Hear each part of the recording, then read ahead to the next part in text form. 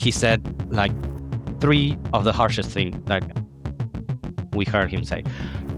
First, it was we are a Bitcoin company, and you must like Bitcoin to work here. Item 2 was we are an in-person company, and you should come in person to the office to work here. And the third one was we are like this is more typical of companies, right? We are a high performance excellence company, and you need to go above and beyond to work here. Like you need to push yourself to the limit. He announced a VEP, like a voluntary exit program. So if you don't like it, you can go home. That was the message. That was like, we are pushing these 3 items. So you don't like Bitcoin, you can go. Hello, this is the Bitcoin Libertarian. Our guest today is Leopoldo Bebchuk. He is an Argentinian anthropologist by training who became a Bitcoin product manager at MicroStrategy, later rebranded as Strategy. He lived through the company transformation from a business intelligence software firm into the world's largest publicly traded Bitcoin Treasury company. Leo witnesses the separation of Bitcoin operations from the core software business starting in 2020, the leadership transition when Michael Saylor stepped down as CEO in 2022, the launch of Lightning Rewards, the push for a Bitcoin development company, internal advocacy efforts, the 2025 rebrand to Strategy, and the eventual cultural tensions, that led to project closures, layoffs, and high-profile departures, including his own in early 2026. He's spoken at the BitConf Strategy World Latam events and has been vocal about Bitcoin adoption inside corporations. Today, Leo joined us as the Bitcoin anthropologist to share what it was really like on the inside, the excitement of building Bitcoin native features, the challenges of corporate cultural clashes, the wins, the frustrations, and the lessons for any company or individual thinking about going all in on Bitcoin. Leopoldo, welcome. Thank you. It's an honor to be here again. Thank you for the introduction. It's very accurate. And it's an honor to have my book right beside you. I see it behind you. So, yes, I wanted to talk about how it is the corporate culture and the Bitcoin culture, how they merge, or what are the contradictions there. And I have plenty of experience having worked at the biggest treasury in the world. Excellent. So for everyone who is watching at us, this is the book that Leopoldo wrote, Monedas corrientes, Monedas sociales y criptomonedas, is the book that you can also find in English. I haven't read yet, even though I got it in at La BitConf in November, but I've been super busy since then, so I didn't have time to read the book. So, Leopoldo, thank you very much for joining us to talk about the corporate culture behind a Bitcoin treasury company. And first of all, I want all my audience to understand where you come from and how were you orange pilled. Of course. Yes, I come from Argentina. I've been studying anthropology, and like at the middle of my grade, I stumbled into a blog called Bitcoin Theory that is still online, but it's not updated. And it presents Bitcoin from the perspective of lots of philosophers and social scientists and humanities in general. So since that was my field, I really got it from that perspective. I was really into it. And then I started learning how to use it, how to hold a wallet, how to buy Bitcoin, and all that stuff. I learned it through practice, like on my own. And then I got involved in MicroStrategy, then strategy, and into the ecosystem, like in conferences with people, with communities, and such. So that's my story. It started in 2015, so it was kind of early, but yeah, by 2020, when strategy started, the Bitcoin strategy, I was already well into it. I already finished. I was writing that book. And when did you start working for a strategy? In 2022, I was finishing. I had to defend that book, that thesis. So I already finished all my assignments. All my career was mostly done. I only needed to defend that against a jury, and I wanted a full-time job.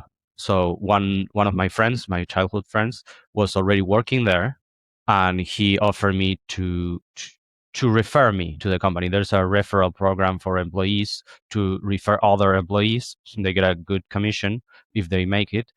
So I accepted, And I didn't know at the time what company was he working on. I just said, yes, I want a job. And it happened to be MicroStrategy. So I was really excited and said, yeah, this is going to be great. I made all the exams and I joined the company as a support engineer. It had nothing to do with Bitcoin at the beginning. It was a technical role, fixing issues with their software. Like the company still sells business intelligence software. So that was the core of my job. But I was from day one very involved in Bitcoin. I was very open about it.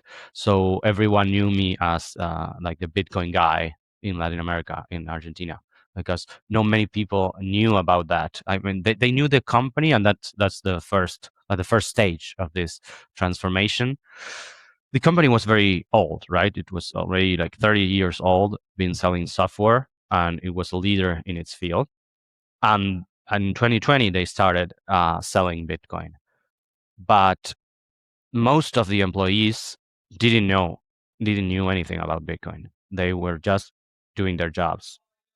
So by 20 from 2020 to 2024, end of 2024, the culture was completely separated. So there was a business with software, and there was the Bitcoin stuff that was only important for executives, right? So it was a small team of executives, like the top, that really cared about Bitcoin purchases and the Bitcoin strategy, but the rest of the employees had nothing to do with it.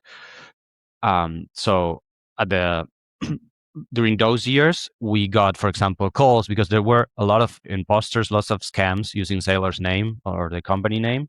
So stupid scams like you give me 1 Bitcoin, I give you 2, like I double your Bitcoins in 1 month, stuff like that. And there were a lot of people that fell for them, and they started asking support. Like we were tech support, and we got complaints about people that got scammed and things like that. And even more serious, customers worrying when there was a bear market. Some customers were very worried about if our business was going to continue, right? Like if we're going to be out of business or stuff like that. So there was a directive at the time to say we don't have anything to do with that. Like it's a separate, like the business is okay. That was the message, was to reassure them, was the business is okay and we don't have anything to say about Bitcoin as employees. That was the message by that time. I got a list of links. I want to share my screen to show you a little about that story that I compiled before this call, and I sent it to you. So let me share my browser. So this was August 2022. So a little after I joined in April, and we got an email from Saylor, like the whole company, saying that he stopped being the CEO. It was huge because he was the CEO, he was the founder. Yes. Right? So he founded the company. I cannot see the. You don't see my window? Screen. Yes, now I see. Yeah. Now it's okay. okay. It's okay. Yeah. Now I can see. Perfect. Yeah. So this is just a news article, but inside the company, of course, everyone got an email from Saylor. At the beginning, we thought it was phishing or something, but it was actually him saying he stepped down as CEO, but he wasn't leaving the company. He was just going to focus 100% in Bitcoin, and he named the new CEO was Fong Li, who is the actual CEO, the current CEO, right? So this was one of the major steps. Sailor stopped worrying and stopped focusing about the business, the software business. He moved away, and he was going to focus solely on Bitcoin, right? So still, by 2022, the Bitcoin culture was still not imperative. It was not something that every employee had to be related with. They only knew they worked for a company that bought Bitcoin, but it was not a Bitcoin company or anything. I got treated really well. Like I was very well received as a Bitcoin enthusiast and a Bitcoin scholar. For example, here, this was the event a little after, it was September that year. We had the world is the annual event from Strategy, and there are smaller events across the world in the other offices, right? So this was the LATAM micro world, and they invited me. They invited me to speak about Bitcoin for companies, right? This was the idea of the local team. It was not the executives of the company asking me to speak, but the LATAM team, Latin America team, said, "Do you want to speak about Bitcoin in our small conference?" And I said, "Yes, of course. I always love talking about Bitcoin." So they gave me this opportunity. You see, I was a support engineer, only an anthropologist, and I really liked it. The room was really quiet during this talk. They were listening, and it was a huge success. I mean, it was really basic. It was what is Bitcoin, how it works, and why it would be good for a company to hold Bitcoin. Right? Was nothing advanced. There were not the instruments that they exist today. Right? It was only MSTR stock by that time. And next year we had even better. Sorry, this same year we had Sailor at the La BitConf in November, I think it was. Yes, November 12th. We had Sailor talking, but this was a pre-recorded. This was shown in the Latin American Bitcoin conference, and I was a little late to organize that conference. Like they were already in the talks when I tried to get myself into it. However, I was in that conference. We had a small booth for MicroStrategy. It was a little hard to have something to show, because what we shown the most was the business intelligence software. We had some dashboard to present about Bitcoin and like Bitcoin analytics, but people didn't really understood what we do, like what the company does, what was our software business. It wasn't really clear for the public. So they were around, they were asking questions, but you could feel the disconnection. Like our people was trained to sell that BI analytics software, and people were asking about Bitcoin, and our people didn't really knew how to answer those questions. I was the only one that knew about Bitcoin enough to be speaking with those people. But we got to participate somehow in that conference. We were around. We could start meeting and the community, and that was my idea. I wanted to bring the company. I wanted to be the nexus between the Bitcoin ecosystem and the company in Latin America, at least. So that was my goal, and I started working on that. That was besides my job, right? My everyday job was fixing issues with the platform, with the software. But I engaged in Bitcoin initiatives such as this.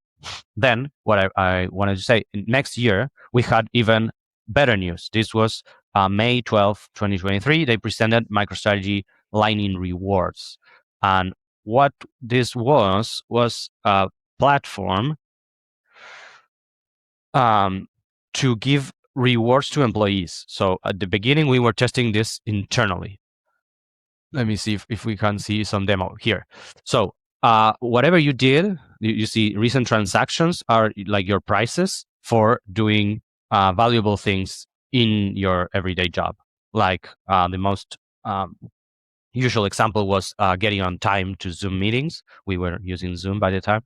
And if you got like in 5 minutes in the call, if you weren't late, you get a prize. If you watch some videos, as you can see here, if you completed some courses, you get a small reward in sats. So you see some are 250, but one is like 2.5K sats. And you were like accumulating your sats. At some point, you were supposed to be able to withdraw to your own wallet, right? So it was really cool. I Yes, think this one was, second. yeah. Sorry, Leopoldo. I don't see the screen. I just You, see the original screen, the Investopedia. oh, really? Because it's the same window. It's I moved the tabs around. Yeah. I don't see that you changed the tab. So probably Okay, it's an let me issue. see. Let me share again. Do you see it now? Yes, probably now it's loading. I think that problem is my connection. Okay, could be. So, Hope anyways, it got in the it's loading. recording. So you were telling us that the company was giving the employees rewards in satoshis. Yes, and I think that was the best initiative um, for making people like Bitcoin and be engaged with Bitcoin, because I really could see the engagement. Like everyone was wondering what those sats were, where they were stored, how to get more, and such. So it was really a good introduction to Bitcoin. And I think if we make a parallel, Bitcoin circular economies also work with a similar thing like this. So I think this was definitely the way to go. However, things didn't go this way, and I'm going to get to that point later. Do you see my screen now? No, I still see that it's loading. Strange. I still see it loading. Let So me. basically, you were telling us that originally, when you started, the company had a separate, was like two different worlds. One was the world of the company, Yes. and the other world was the Bitcoin world. And when they wanted to integrate to Bitcoin conference and so on, not many of the employees knew about Bitcoin. So they started rolling out these strategies to make employees get engaged into Bitcoin, right? Yes, yes. The strategies came a little later. Mostly 2024 was the big pivot, and I'm going to get to that point. But yeah, going into conferences was more my idea in Latin America. In the United States, you see that they never have a booth in the conferences. It's only the speakers, right? You have Saylor, you have Fong Lee, you have Andrew Kang, who's the CFO, or Shirish, who's the VP of Treasury, and they speak, right? They are speakers, but you don't have like a company presence, right? Like you don't have a booth, you don't have the strategy merch that we have. You don't have like the regular employees going to those conferences and participating. It's mostly an executive level thing for them. But in Latin America, I did wanted to make the company itself engaged with the ecosystem. And it was very fertile ground to do that, because all the people in Latin America, and mostly people from the business unit, the commercial side, were very interested in Bitcoin. Even if they didn't know too much, they were very interested. So they asked me to speak, and they were very supportive of those initiatives. And then we had that rewards platform, and let me go to the next video. Hope I can share it properly. Yes. So here we had the same event, changed the name to AI/BI Symposium during next year, 2023, and we presented. I was asked to present Lightning, so it was a really more complex subject that last year that was very, very, very introductory. This was about Lightning Network. I spoke about how Lightning works and why is it like a good thing for making small and faster transactions. I gave a presentation, and it was in Spanish, so it was really appreciated that I spoke at a very deep level, because I explained how the channels work, like what is Lightning at a technical level, and also what it did for Bitcoin, like what's the different layers and such, and the ecosystem that exists in there. So it was in Spanish, and people appreciated that. I got messages in LinkedIn saying it was a good presentation, because you don't find too much on this in Spanish. So it was really good, well appreciated. So everything was going quite good at this time. We were doing like a more organic integration, like people in the company were starting to understand little by little, but there were some offices that were more, I would say, open to Bitcoin, and some others were not. There was a lot of resistance from some employees to be related to Bitcoin. Some of them didn't want anything to do with Bitcoin, and there was a big rejection of Bitcoin among different. And the executives saw that in surveys. We had like quarterly surveys when we can speak our mind, say what we think about the company in different aspects, and there was a big push against Bitcoin, and they noticed that for since the beginning until 2024, which is the big cultural change that I will speak to about. I explained the channels and such, and then that year at the LabitConf, I was involved in negotiating, right? So I was talking to the Bitcoin conference organizers, and I was talking inside the company, and the objective was always to have Sailor in person in Argentina speaking at the conference. That was a really hard goal, and we didn't got to that point. We couldn't get Sailor in person, but he agreed to do a live presentation because the previous year that I shown, it was a pre-recorded interview, and it wasn't really popular. It hadn't had too many views. I think it was like 5K at most. But this one, if you see my screen, it's 45K viewers. So it was way more interesting, this one. And it was not an interview. It was him presenting with his own PowerPoint presentation.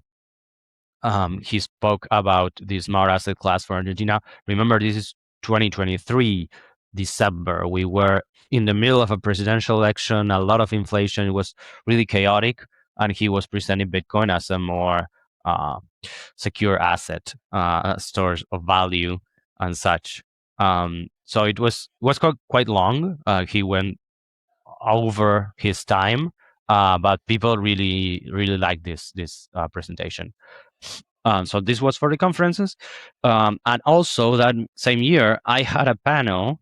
If you see my other tab, I had a panel with Miles Sutter, Alex Leishman, and Dulce Villarreal about Lightning for corporations. So it was really something that we were doing. We were doing development for Lightning for corporations.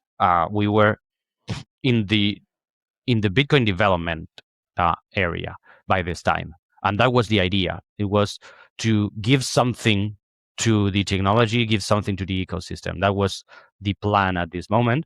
So I was part of this panel, and I was just an employee, but I was discussing Lightning implementations with company owners like Alice Leishman. So it was really good for me. Like I advanced a lot of my career doing this kind of stuff. And I was part of this panel. They allowed me to be here and to discuss head to head with all those other people. I was very technical, so they trusted me. It was a good panel. And then this was end of 2023, or well, it was published in January 2024, but it was done the LabitConf from 2023. Then we had a small rebranding. If you see here, this is a news piece saying MicroStrategy rebrands as Bitcoin development company. So in 2024, the focus was to be a Bitcoin development company. They called the first Bitcoin development company, which is debatable. What they meant was this is the first publicly traded company that does Bitcoin development. And they call themselves the first Bitcoin development company. But all in all, that was the plan. By that time, they wanted to give software, like to provide some solutions so Bitcoin could integrate into corporate structures, right? So one of those tools was the Lightning Rewards, and the other was a secret project that I was working with besides my regular job. So I was a support engineer most of the day, and at some point of the day, we had a meeting to work on this new project, which ended up being called strategy orange or MicroStrategy orange, which was an identity solution.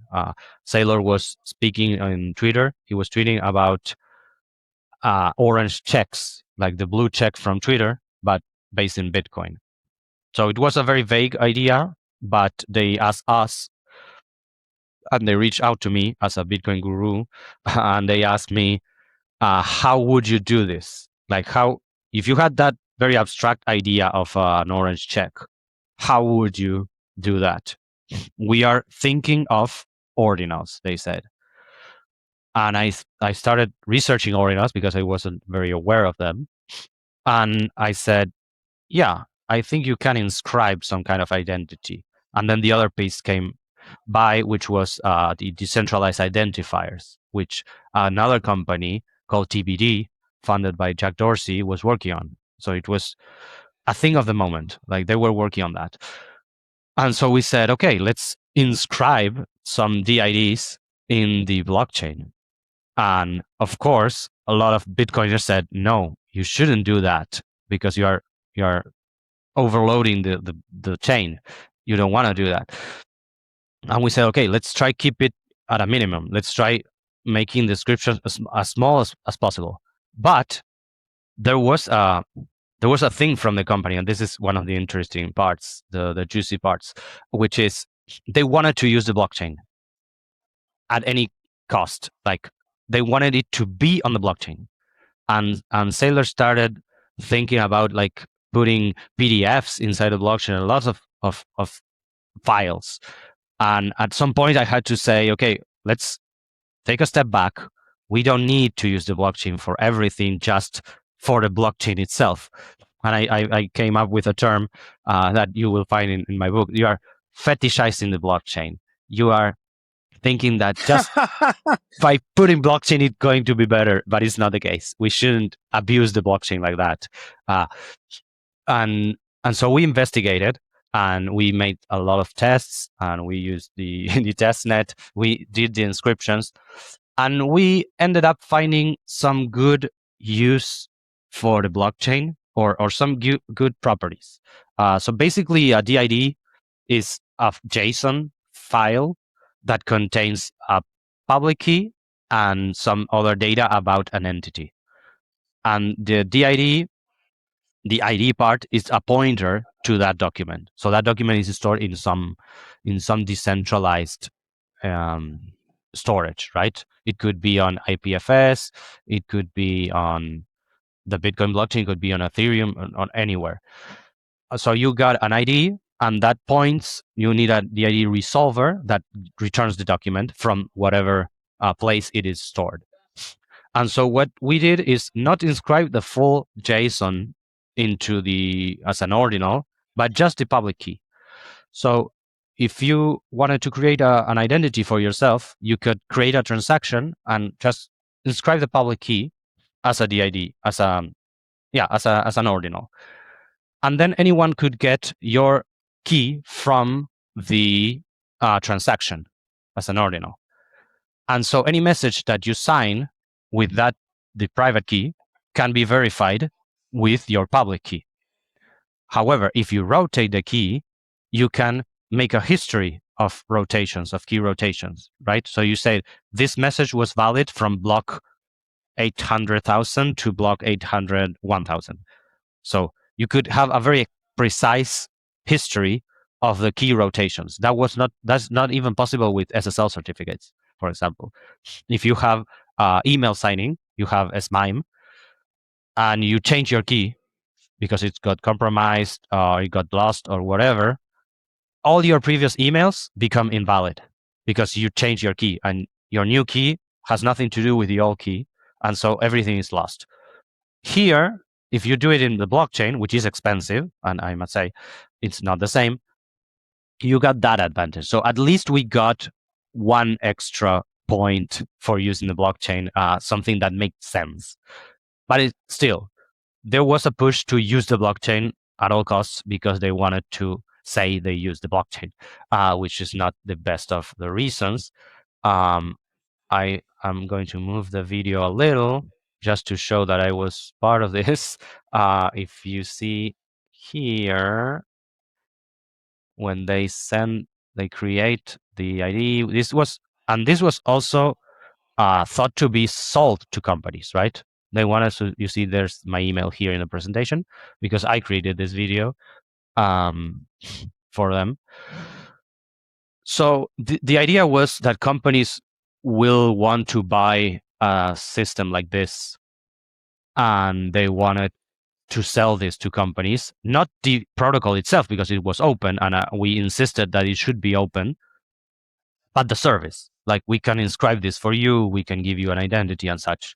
The problem is companies already have identity solutions, and they really won't be looking to change them. They already have Microsoft, they already have Google ID or Apple or something like that, and they have already very closed systems of identity, and they won't buy the decentralization thing. They just want it to work.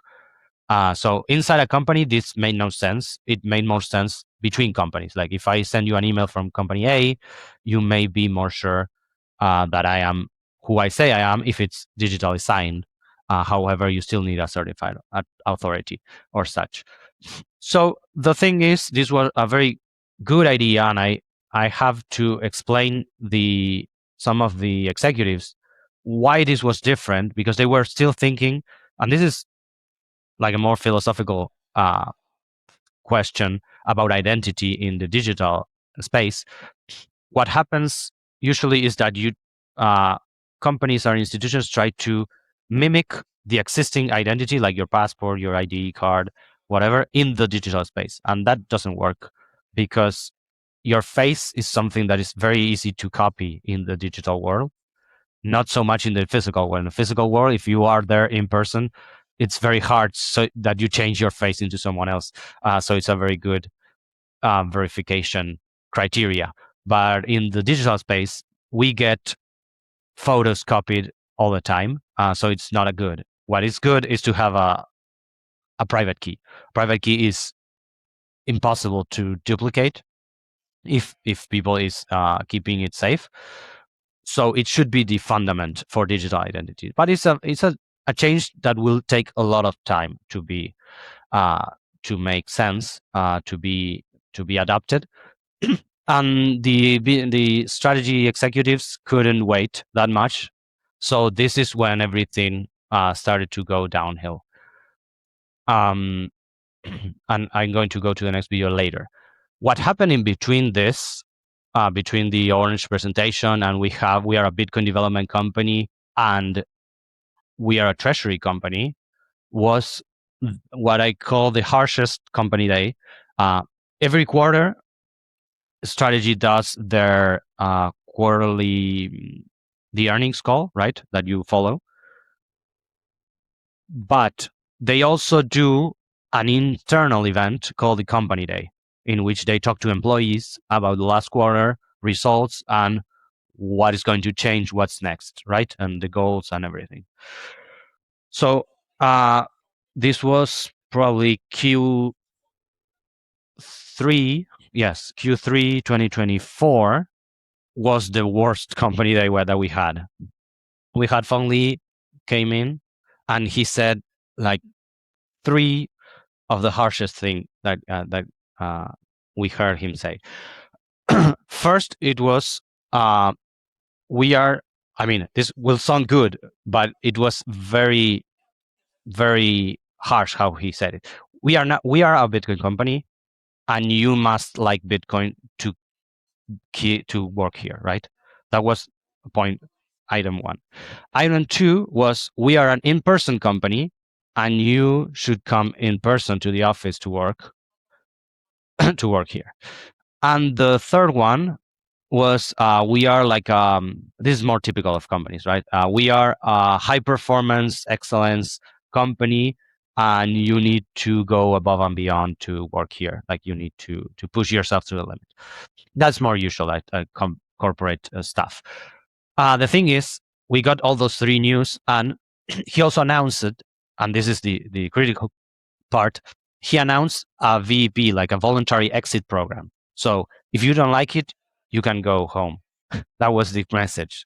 That was like, we are pushing this 3, items. So you don't like Bitcoin, you can go.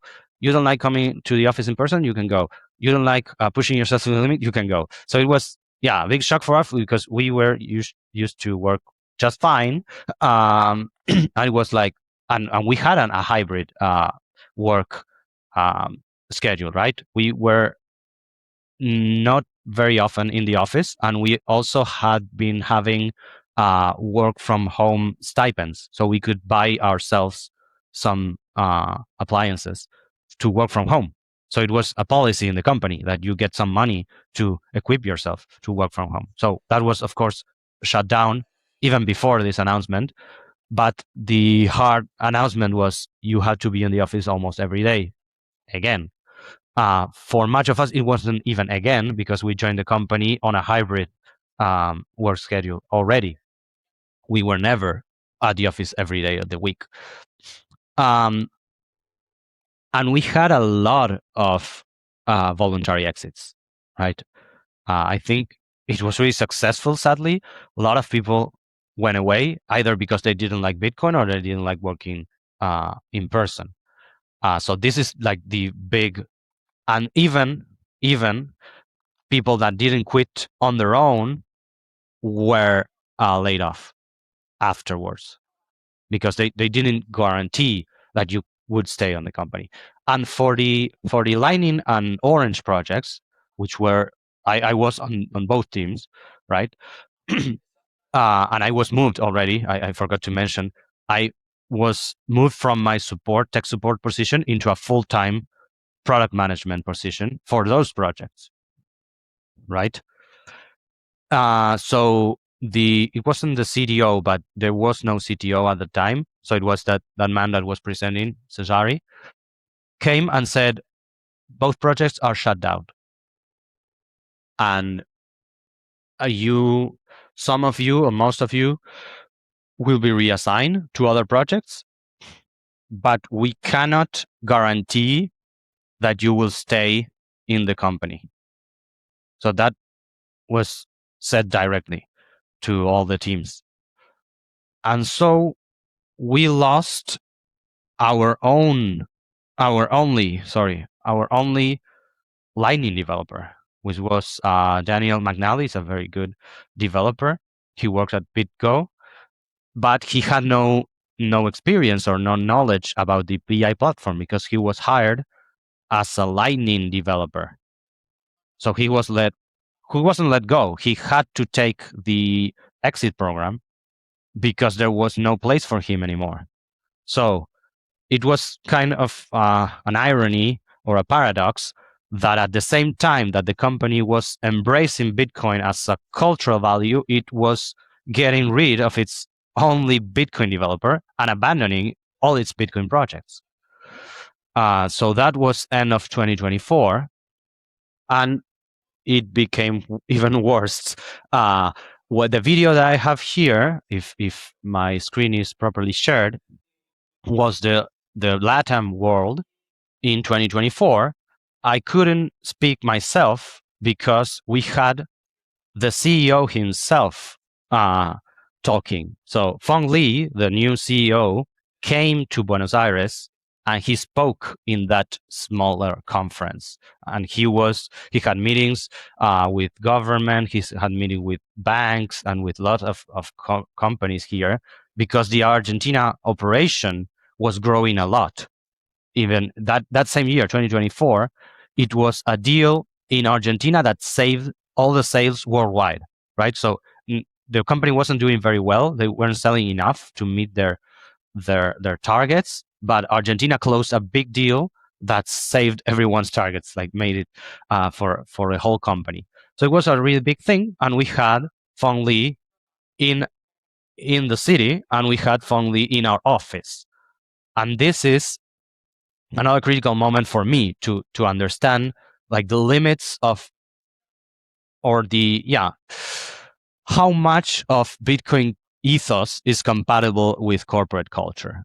So we had Feng Li at the office, and he was very, very excited about this new thing that everyone now needs to like Bitcoin, and they wanted to hire people that were very engaged in Bitcoin and were high performance and everything else. However, they wanted to hire them in person, which really limits your scope, right? Because they need to be living near the office. But in any case, I asked him, like, what are we doing if we close those Bitcoin projects? What are we doing to make Bitcoiners like working in strategy or in MicroStrategy? Or why would they want to work for us or with us? What are we offering them Bitcoin wise, besides being a treasury? And his answer was like, we are the coolest company in Bitcoin. We are the biggest treasury, and it should be an honor to work there. And I said, yes, that is one thing. It's more like a moral thing, but on every day, like, what benefits do we have? And I was there more direct. Are you going to pay us in Bitcoin? That is what I want to to know. That is what I want. And he said no, and it was very clear on a no, and he explained why. And he said, we don't want to pay in Bitcoin because we don't want to compete with the US dollar. We don't want Bitcoin to be a medium of exchange because that adds friction to that put us in competition with fiat, basically. And for any Bitcoiner, that's the idea, right? Like, that's why this was created. So we didn't get it. But from a company perspective, it doesn't make sense to be so radical. And he said, we don't want to be radicals. We don't want to be seen as radicals. So that was a big disappointment for me and for a lot of my colleagues at the company, because we really wanted to work for Bitcoin, and it was even against the Lightning rewards, right? Because Lightning rewards was giving you sats for your work. Then they were going the other way. And I think there was a point of change here. There was a change in their minds, because also one of the reasons that the Lightning, because Orange was canceled because it won't sell well, right? Because it was very new and it was a long and slow process in which companies may change into a decentralized identifier or decentralized identity. But for Lightning, it was not the case. It was really popular, and we had even had some customers testing it. The concern with Lightning was more of regulatory. They were concerned if they will be held accountable if those sats ended up in the wrong hands, right? If some customer made a rewards program for any customer or for potential customers, and anyone could scan a QR code and get sats, that may end up in drug cartels or in terrorist organizations. And is it MicroStrategy's fault because they are managing the addresses? And that was the concern. That was like Michael Saylor's concern. And they decided to just keep out of it. So they decided to cancel the project because of that, instead of like pushing for more regulation, seeing what's the you can understand that as a business decision, right? We don't want to get into this mess, but it's still weird coming from a company that pioneered something like Bitcoin Treasury, right? Because there was no regulation for that, and they made it so they could do the same here. So from a Bitcoiner perspective, it's disappointing, because you could have pushed for more, and you may have companies already giving rewards. But then there is a higher ethos problem in which, in this saying they don't want it to be a medium of exchange. That is a bigger disappointment, because there are companies pushing for Bitcoin as a medium of exchange. So, and I don't think they had any issues with the government or anything, but they are pushing the ethos more, right? So that was something. I wrote a note at Crypto Noticias about that, called the, I will say it in Spanish, and you will get me, Los Bitcoiners Tibios de la Adopción Institucional. That was the title, because they were like mild Bitcoiners. They were presenting them as full Bitcoiners, maximalists, but at some core values, they were not there. And also with that cultural change, we started having some initiatives to evangelize employees, and I think this is the core of our conversation here: what they did and how well it worked.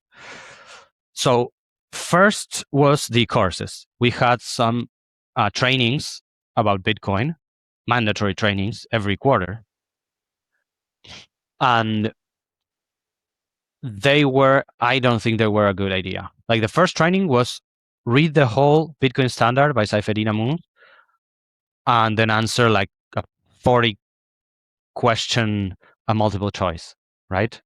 And you had to do that in your working hours. It was a really long course. You had to read the entire book and watch like an hour of videos or even more, and then answer a lot of questions. And it was, for someone that, even me, that I am a Bitcoiner, I didn't read that book before, so I took that as a chance. Okay, this is a good excuse to read this book finally. So I read it, and I agree on some things. But it's not I know it's the first book about Bitcoin, like written from a scholar, and one of the first the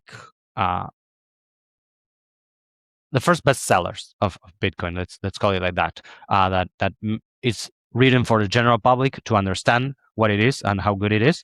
So it has a merit here, but it's not for everyone, because it has a very personal perspective from Saifedean. He, for example, he doesn't speak about Bitcoin until chapter 8. So the first part is mostly a battle between schools of economics, like discussing why Austrian school is better than Keynesianism and better than Orthodox and such. So there's a lot of discussions of that kind before that doesn't really go into Bitcoin per se. So it's a book I would recommend to an economist, for example, but maybe not to a BI developer. But yeah, they decided to make us read that book and watch a bunch of videos.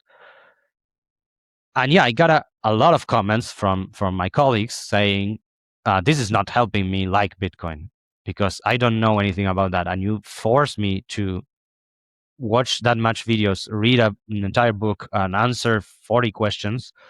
It's not the best approach if you are pushed into it, right? The Lightning rewards program was way better because it rewarded you. It make you engaged with that. And there were another initiative. So the courses was the first course, but every quarter we had a course for like the entirety of 2025 and the rest of 2024. So every quarter was a new Bitcoin course. The first one was about very basic Bitcoin stuff. The rest, like the more advanced ones, were about the strategy, the stock market, how the instruments work, like what is the Bitcoin yield, NAV, and all those metrics. So it was really focused into what the company did, and it made sense because they wanted that if you wanted that in this company, you were aware of what it was doing and you could explain to someone else. But still, since it was part of our job to do that and it distracted us from our everyday job, it was a little, it wasn't the best approach, right? To make you like it, at least. You may understand it, but it was not the best way to present a new topic. And then there were other initiatives like Bitcoin Lunch and Learn, which was the idea, the first idea at least, was to, at lunchtime in the office, in person, make some debate or make some activity about Bitcoin, but peer-to-peer, like between colleagues. So I did my, like at the beginning, it was mostly done by every office. Like every office should have a Bitcoin champion that will propose these activities or organize them. And I did that. And the way I did it was not just to make a presentation like this is Bitcoin, this is how it works, because that is going to be boring, but just send sats. Like go to, with my wallet, have them download a wallet and send them sats, and then have them send sats around. And after we done the experience, we done the practical thing, I can go and explain how this works. Because, and I think it was very successful because people really got engaged. Because if you start talking to people like 1 hour talk about what is Bitcoin, they're going to get bored and they may not find it interesting. If you show them how it works, how easy it is to download a wallet, get money, send it away, then they may wonder, how is this so easy? How is this that this doesn't ask me for any document? They don't ask for my ID. I don't have to register anywhere. How does it work? So I got that effect. So we started this debating some of the workings and how was it good or bad or or how effective it was, because we also had a lot of failed transactions in the middle, right? You got the errors, and you but understanding the errors also give you an understanding of how it works and why it can fail sometimes, how the nodes connect one with another, the lightning nodes, right? How the payment has to go through a lot of hops and such. So it was a good initiative, but it wasn't they weren't able to replicate it elsewhere in other offices. So at the end, it became a US centered thing in which they invite someone, like an important person from Bitcoin, someone from the Bitcoin Policy Institute, someone from the Human Rights Foundation, someone from River Financial, for example, Alex Leishman was there as well. And they just give a 30-minute presentation or an hour-long presentation at the office in the US, and the rest of the world has to watch a live stream, which is not ideal because during lunchtime, you either have work to do and don't have lunch, so you're busy, or you want to disconnect, so you won't turn on a live stream about some person explaining something about Bitcoin if it's not mandatory, right? So only in the US, I don't know how many people went to those. I know some were more popular than others, but for the rest of the world, it really wasn't very interesting, those lunch and learns. So it was a wasted opportunity, I think, when we did it the other way in person, doing lunch and with our colleagues and with something tangible, like some activity. I think it created more engagement. And then we had, a little more, but this was like this is how it currently is. Then we had all this story about Ed. You know Ed. Ed is great. I think he recommended you to talk to me. Exactly. So yeah, he's awesome. In case you don't know him, is Julien from Bitcoin Treasury's Media, a project that he did when he was let go of strategy. So his stay in strategy was very short lived. He was hired in beginning of 2025, and he was let go by mid 2025. So he was like 6 months only. He was around for 6 months. So Ed was hired as a Bitcoin advocacy manager. So his task was to make employees like Bitcoin and understand Bitcoin better. The problem was, and I'm speaking for myself on this, from what I saw, and I don't want to make Ed said anything that he doesn't want to. So I'm just going to speak from my perspective about what I saw happen to him. Was that he was hired and he was very good qualified because he knew a lot about Bitcoin, of course, and he knew about a lot of people on Bitcoin. Ed introduced me to everyone in the Bitcoin space. He is very well connected. So he had contacts everywhere. He came from Marathon, right? And he had a lot of ideas. Ideas like that, like not exactly Bitcoin Lunch and Learn, but things like that really create engagement. The problem was that they didn't let him do almost anything that he planned to. we had um,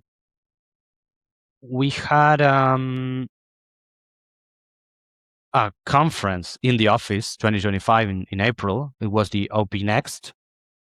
I think I'm going to share again that window.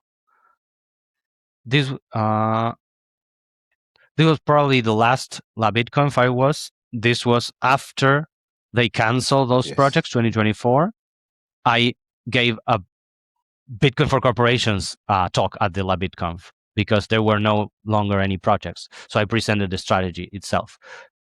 Then it rebranded. It was also during 2025. They rebranded to Strategy from MicroStrategy, and they hired Ed. And then we had this one, OP Next, which is a developers, like Bitcoin developers conference. So it's not that much into corporate stuff. They were discussing like quantum computing, BIPs, really technical stuff, right? Not even everyday use. It was technical foundations of how Bitcoin Core works and how the clients work and the block sizes and speed or even weird attack vectors.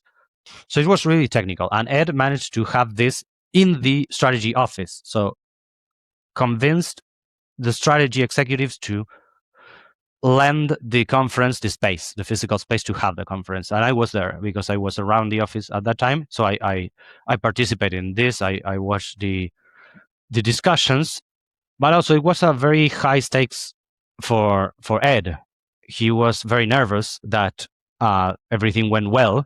Otherwise, it would be bad for him. So it was a lot of resistance. Like, and this is my take on this: is why would you hire a pro like him to do the Bitcoin advocacy if you don't trust him to do his own work, right?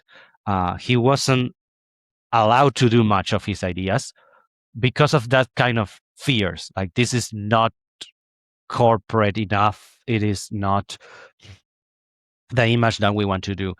During this conference on a weekend, it was Saturday, I spoke with some developers, and what they mentioned that was interesting to me is that strategy has like a hands-off approach to development.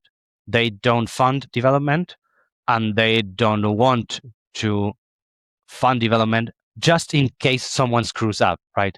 If they have the problem for strategy was how do they explain their stakeholders, their shareholders, if they fund some development that becomes negative for the Bitcoin strategy, something like that. Very abstract, but an excuse. So they don't. But it also dismisses some of rumors, at least from strategy, that companies are hijacking development. From what I know, at least the biggest Treasury doesn't finance anything. It's not pushing for any specific change. They just want to let the developers do what they do, but they are not helping them either. They are not funding development, even if, because there are funds that fund developers and they let them do what they want. They don't ask them to do a specific function or something that is convenient for them, right? But still, strategy is very austere with expenditure and to support the ecosystem.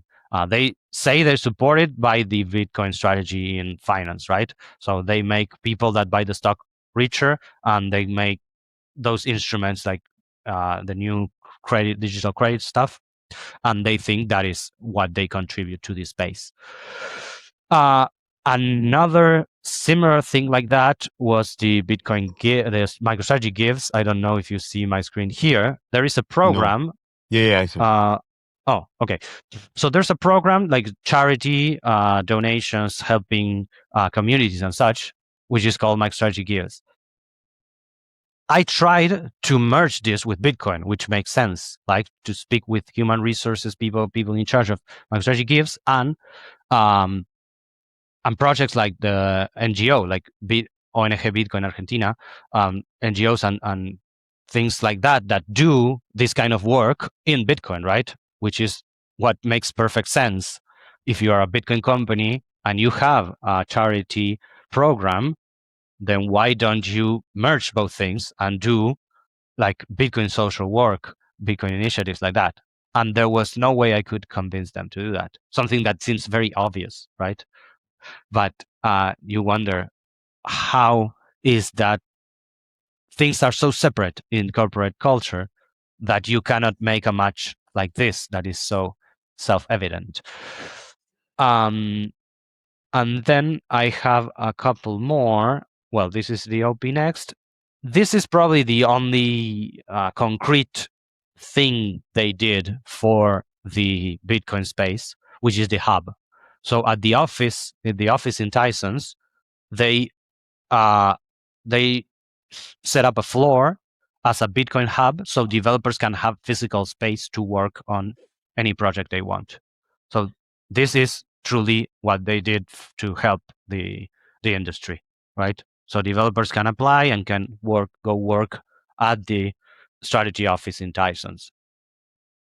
But besides that, I don't think there's too much more. So the story with Ed ended like that. He was hired. He wasn't allowed to do much of what he wanted. He was asked to do the conferences. And after the Vegas conference last year, he was fired. So that also tells me there's something that doesn't match within like corporate culture and Bitcoin ethos, because you have a very strong Bitcoiner, and that's the proof. Like, you don't let him do much of what he can do. And then there's a smaller example that I got to know this year. Do you see this? Yeah, the honey badger. Yes, but do you know? The Bitcoin do you know what this game. is? Probably you no, don't. I didn't know that. No, I didn't know. This is a board game that the company made. That someone in the company, a woman named Tamar, made, and it was on sale during our own conference. It was a surprise for me, and I bought one. So I had to buy one as an employee with a small discount, but I got one for myself, and I carried it to our office in Buenos Aires, and I asked my colleagues to play, and it was really fun. It was a good game. Even for people that don't know about Bitcoin, it gets you really engaged. So basically, you buy mining rigs, you buy Bitcoins, and you throw a die to know what's the Bitcoin price. So it's very random. So the price can be 1 or can be 12 from one round to the other. And of course, you have to accumulate Bitcoin. The player with most Bitcoin wins. And it's really fun to play. However, it's a physical game, or yes, it's a board game? No, it's a board game. You have the box. I would like to buy it. Yeah, I will show you where to get one. However, what shocks me is you have very talented people. They created this, and they didn't promote it. I wasn't even aware. This page is inside the strategy.com page, but if you go to the main page, even if you go to the software or products, you don't find any links to that game anywhere.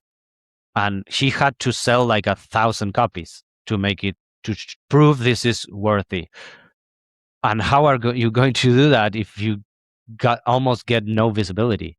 So that's the contradictions that I find everywhere. Like, you have a lot of talented people and very enthusiastic people, and at the same time, you don't allow them to do that much or as much as they could for Bitcoin, right? So the goal of this conversation between us is to having explored all of that about this specific case, to see what are good ideas and what are bad ideas to make your employees or people in a corporation like Bitcoin, right? Yes, totally understand your point, and was super good to hear all your trajectory and all the how it evolved.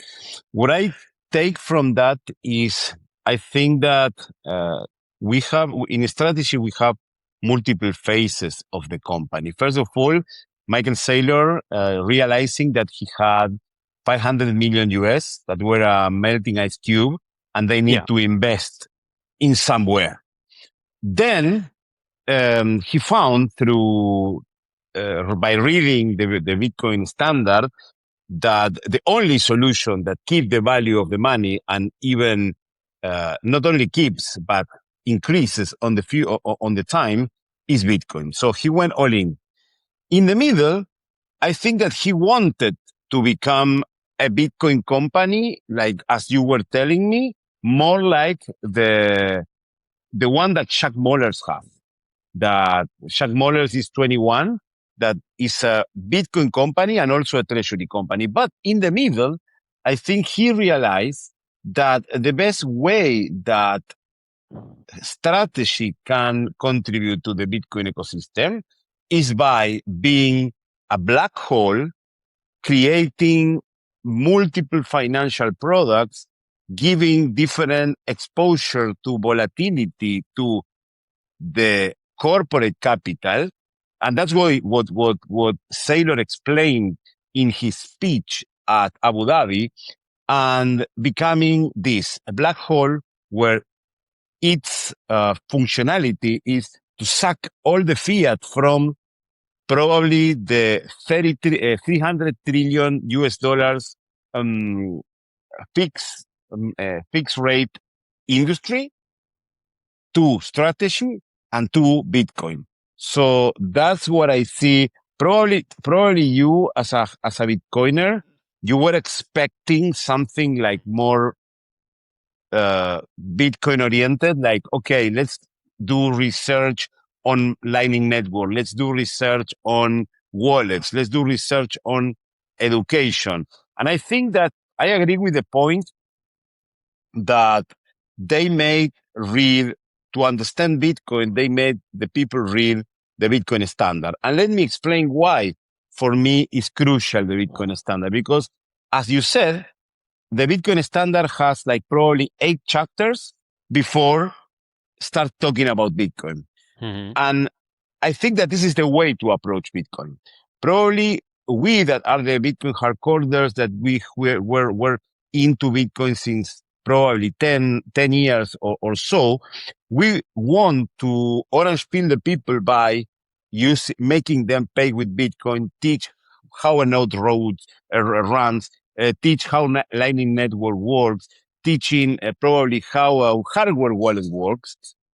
But the best way to orange peel people, I think, is to teach them, to let them know that we live in a world where the fiat system is destroyed.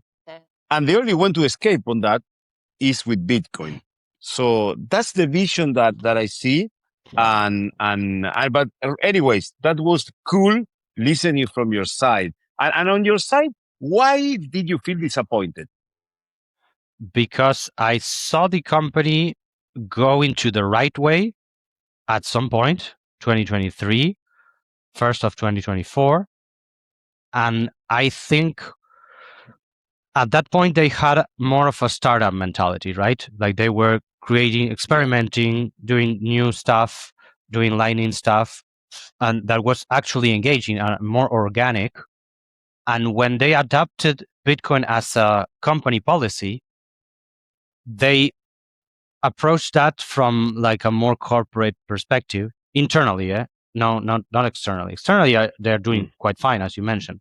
They are being a bridge between traditional capital and Bitcoin, and I think that's very valuable. However, I am addressing the culture stuff. When they do it as a corporate culture thing and mandatory, it backfires a little. I mean, they got rid of all the non-Bitcoiners, the no-coiners, almost by force, right? But I still, to this day, until the last day I was around, there was not a lot of engagement from colleagues, even if they were the supposed Bitcoiners that stayed in the company because they agreed on that. There was not a lot of engagement or not a lot of understanding, right?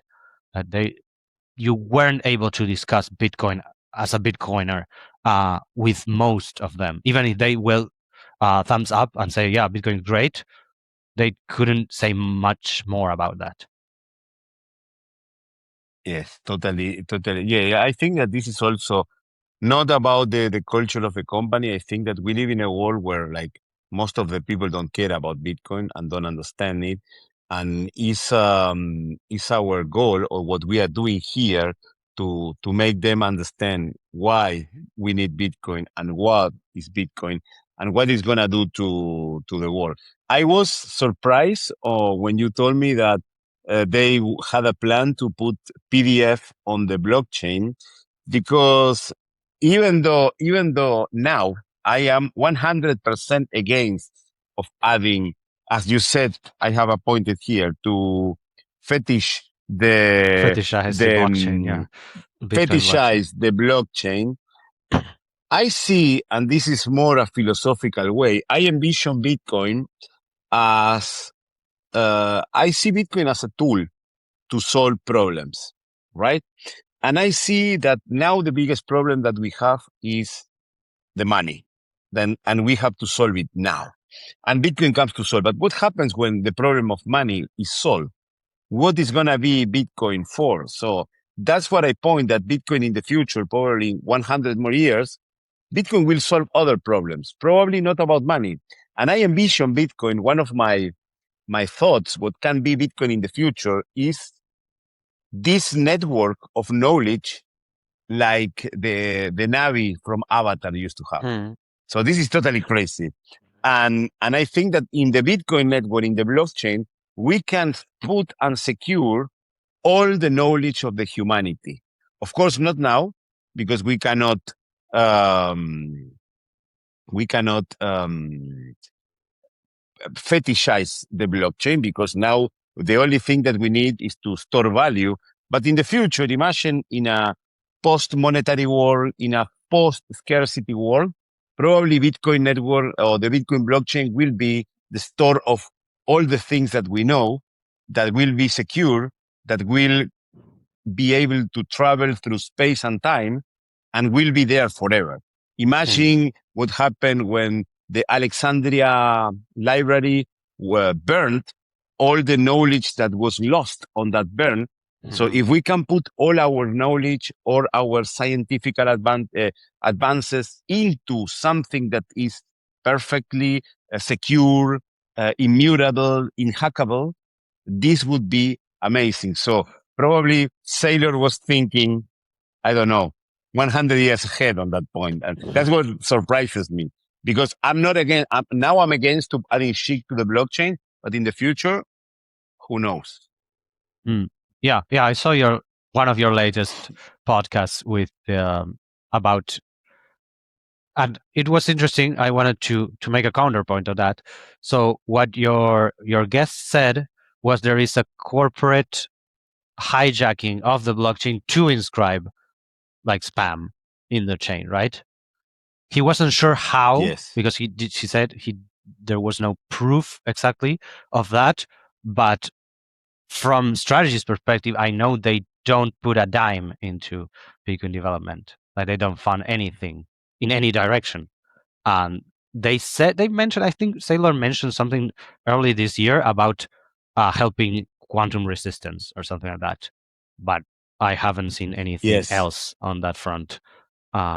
Maybe they are doing, but it would be weird. For the time being, they don't sponsor any conferences and they don't give money to any developers. It's fully finance thing that they do. And have you ever, I think that you have met Saylor in person, right? Oh yes, I had a picture. I can send it to you later. I didn't get it from now. But yeah, it wasn't like I spoke with him. I saw him and I said hi. I was from the Orange Project. He like read my tag because we were at the conference. And he said thank you, and that was my whole conversation with him. That's one of my I say my, I don't want to say dreams, but one of my huge objectives in this podcast is to have one day Michael Saylor, because For me, I think that he was the one who inspired me. Even though I discovered Bitcoin around probably 15 years ago, I never understood it until I saw Sailor with Robert Breedlove talking about Bitcoin as energy, as capital. And I probably agree. And most of the Bitcoiners, the hardcore maximalists, especially the Argentinians and the Spanish, are going to say that I'm not a Bitcoiner because I support the Bitcoin Treasury companies. But I think that the hyper Bitcoinization will happen. Saylor is envisioning the way to create the hyper Bitcoinization. That again it's going to happen when every one of us use Bitcoin without knowing that we are using Bitcoin, and this is amazing. So, and I have contact with people from the space, with the people from Smarter Web Company, with the people from Capital B in France, and I like the way they do. And again, one of my I don't want to say dreams, but my objectives is to bring Sailor into this podcast. So I want to ask him a lot of questions. But anyways, it was a pleasure. Your points. It's been amazing to see how everything works from a company perspective. And I want to do this in Spanish if you are available this week. Yes, of course. I'm open. I wanted, just for the audience, I insisted on doing this in English because I think we will have some good clips, and it is a very interesting topic to see the thing from inside. And yeah, for the international audience, I wanted to make this in English. So I forced the libertarian to speak with me in English, even if we are both Spanish speakers. No, for me, it's amazing because again, and I was telling like our channel in English is not so big yet. Our big audience is in our channel in Spanish. So I want to take this and talk also in the Spanish because it's going to be more fluent. And, but it was an amazing talk. And it's strange to speak with another Spanish speaking and not even Spanish, Argentinian speaking person in English. But yeah, I think that in the Spanish community, most of the people don't even understand what a treasury company is. I think that in the English space, there is more understood the model, and they can take more things from this conversation. So, anything else you want to add, Leopoldo? Yeah, a small thing about the last thing you mentioned, treasuries. I also think treasuries are the way for a massive adoption, and this came from two people. One is Jack Mallers that mentioned Bitcoin becoming the infrastructure of payments or of money in general, and a previous one was from Julian Drangos, which is a Bitcoin developer here in Argentina. I made a course from him in an online course during my thesis. I wanted to study Bitcoin from the technical perspective, and one interesting idea he mentioned was the technological inversion that happened with the phone and internet. That was the example. Like phones, like internet worked on top of phones on phone lines, and at some point now phones work through internet, right, for VoIP. So the technology that was the infrastructure became a service on top of a more powerful infrastructure. So I don't think Bitcoin it's on top of traditional economy right now, but that it will become the rails of the whole finance structure. The thing is, at the beginning, when I was like a humanities student and I read about Bitcoin and all the more radical transformation, I hoped for like massive adoption from the ground. Like everyone will learn Bitcoin and will use it. Yes. And now I see that that is not viable. Like not the most of the people won't adopt this because of the ideas or because of the technology itself. They will adopt it when it is already the default, like emails. Like nobody knows how the email protocol works, and they don't need to because it's easy. It works. So people need Bitcoin needs to get into that point in which it is the basis, it is the infrastructure. And I think treasuries are doing that, but there is a small danger that we need to be aware of. Even if we are pro treasuries, we need to resist big companies being the gatekeepers. We must not let them be the forced intermediary, the man in the middle, the only ones that provide a service. We need to keep pushing for self-custody and self-usage. For Of people who knows, course. of course, a lot of people will use it through a service, but we must keep the protocol open in that sense and keep the money flowing Of openly, course. not through companies. And there is a danger that they concentrate all the rails and the access. So that's my only concern. Yeah. But yeah, I am not anti treasuries. I think there is a need. You cannot build the entire system from the ground up. You need to transform part of the existing system, and I think that's what they're doing. Yes, I totally agree with you. Even though I'm a big advocacy for the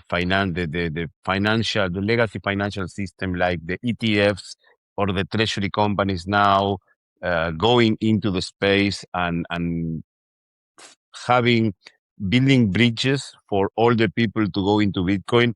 I will always say to the people, the only way that you own Bitcoin is through self-custody. You must control your keys. You must have your Bitcoin. Of course, this takes a lot of responsibility that you need because freedom is not free. It comes with a lot of responsibilities.